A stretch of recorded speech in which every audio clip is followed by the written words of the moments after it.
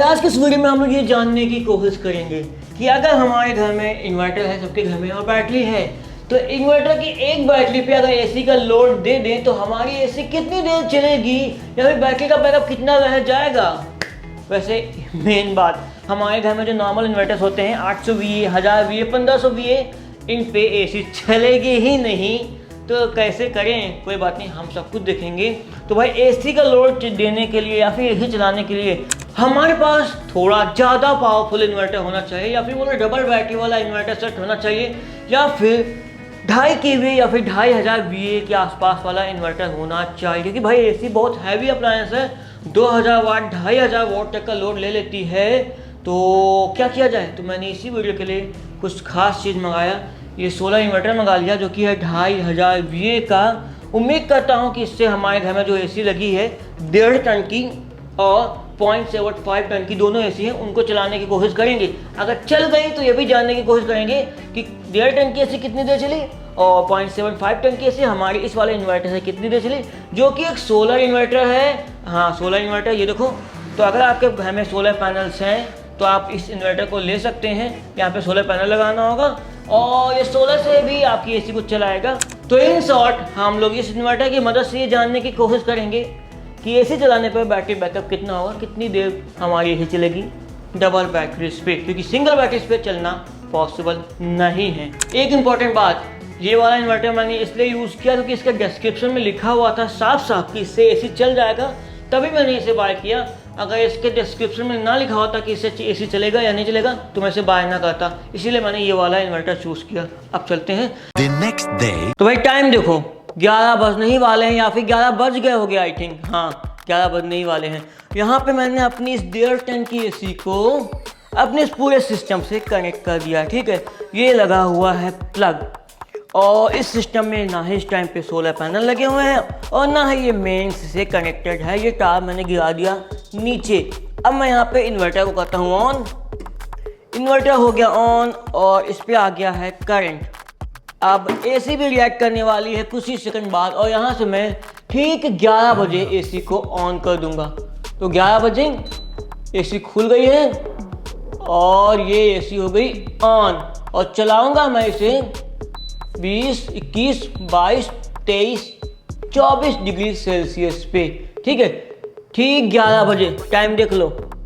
तो यहाँ पे हमारी एसी पूरी तरीके से ऑन हो चुकी है। इन दो बैटरीज के बल्ब पे अभी देखने वाले हैं कितनी देर चलेगी हमारी ये 1.5 टन की एसी। उससे पहले देखते हैं कि भाई हमारा ये कंप्रेसर एसी का ऑन हुआ है या नहीं।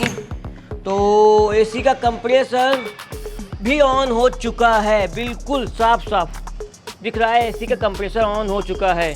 यानी कि इस समय एसी जो है फुल लोड पे चल रही है कंप्रेसर के साथ, और कूलिंग करना एसी ने बिल्कुल स्टार्ट कर दिया है। तो आपको क्या लगता है कितनी देर चलेगी इन बैटरीज पे हमारी एसी? चलिए जानते हैं। भाई यहाँ पे अभी कुछ देर पहले ओवरलोड फिर से ओवरलोड, ये क्या, यहाँ पे ओवरलोड की दिक्कत आ रही है। मैं यहाँ पे एसी का तापमान फिर से बढ़ा देता हूँ, तो ये प्रॉब्लम आ रही है अभी, लेकिन एसी कूलिंग कर रही है। मैं आपको दिखाता हूँ, 21 डिग्री सेल्सियस की ठंडी हवा आ रही है, लेकिन यहाँ पे एसी ओवरलोड हो गई, तभी बीप बीप बीप बीप बोल रही है। फिर से मैं बढ़ा देता हूँ, तो ये प्रॉब्लम आ रही है हमारी 1.5 टन की एसी के साथ। ये क्या हुआ, फिर से स्टार्ट हो गई। हो मतलब 1.5 टन की एसी के साथ थोड़ी प्रॉब्लम यहाँ पे आ रही है, जो कि हमने पहले वीडियो में नहीं देखा था। तो यहाँ पे हमें 29 पे चलाना पड़ रहा है, लेकिन 29 पे कूलिंग ही नहीं हो रही। कूलिंग ही क्यों होगी जब यहाँ पे हमारा कंप्रेसर इस टाइम पे बंद चल रहा है।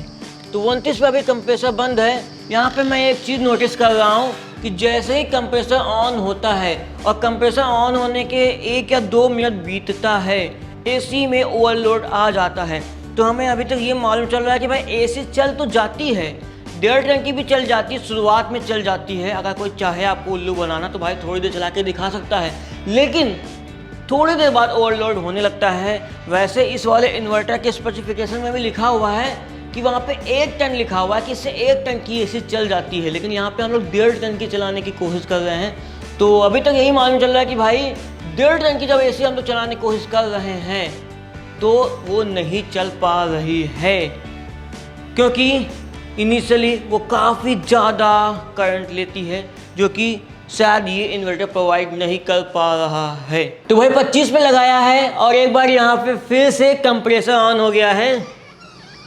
ये देखो कंप्रेसर ऑन है 25 पे लगाने के बाद।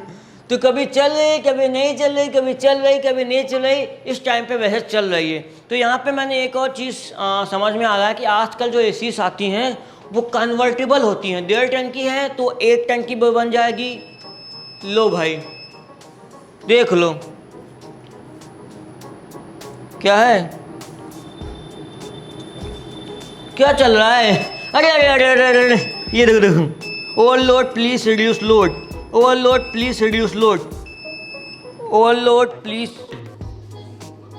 और यहाँ पे फाइनली हमारी एसी बंद हो चुकी है, इन्वर्टर कट हो गया है। तो भाई ज्ञान ये है आज का कि जब हम लोग 1.5 टन की एसी चला रहे हैं तो भाई इनिशियल चल रही है और मैं बहुत खुश हूँ कि भाई हमारे इन्वर्टर से 1.5 टन की एसी चली जा रही है। लेकिन थोड़ी देर बाद दिक्कत आ रही है। दिक्कत क्या आ रही है आपने देखा। तो अभी तक हम यही जान पा रहे हैं कि भाई 1.5 टन की एसी थोड़ा मुश्किल है इससे चलाना। हाँ, अगर आपकी एसी कन्वर्टेबल वाली है जो कि 1.5 टन की एसी 0.8 0.9 टन भी बन जाती है तो वो उम्मीद है इस इन्वर्टर से चल जाए। बाकी का इससे जो हैवी इन्वर्टर्स आते हैं उससे उम्मीद है एसी चलेंगी ही चलेंगी। लेकिन यहाँ पे पॉसिबिलिटी है कि अगर इस इन्वर्टर में सोलर पैनल लगे होते तो मे भी ये 1.5 टन की एसी लोड उठा लेती।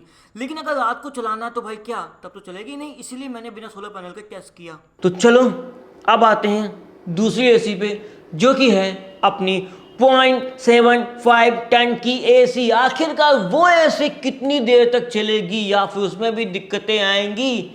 A few moments later. तो भाई 5 बजने वाले हैं। जी हाँ, हम लोगों ने काफ़ी टाइम वेट किया, इन दोनों बैटरीज को वापस से फुल चार्ज किया, क्योंकि अब हमें चलाना है छोटा एसी इन बैटरीज के दम पे। लेकिन एक भाई दिक्कत है, अब हम लोग इन बैटरीज को वापस नीचे नहीं ले जा सकते क्योंकि बहुत भारी है और टाइम भी वेस्ट होगा। और हमारी छोटी एसी लगी हुई है हमारे नीचे वाले स्टूडियो में जो कि यहाँ से बहुत दूर है। इसलिए इसके मैंने एक जुगाड़ बनाया, यहाँ से एक वायर खींचा। ये देखो ये वायर गया है नीचे तक। मैं आपको वायर दिखाता हूँ।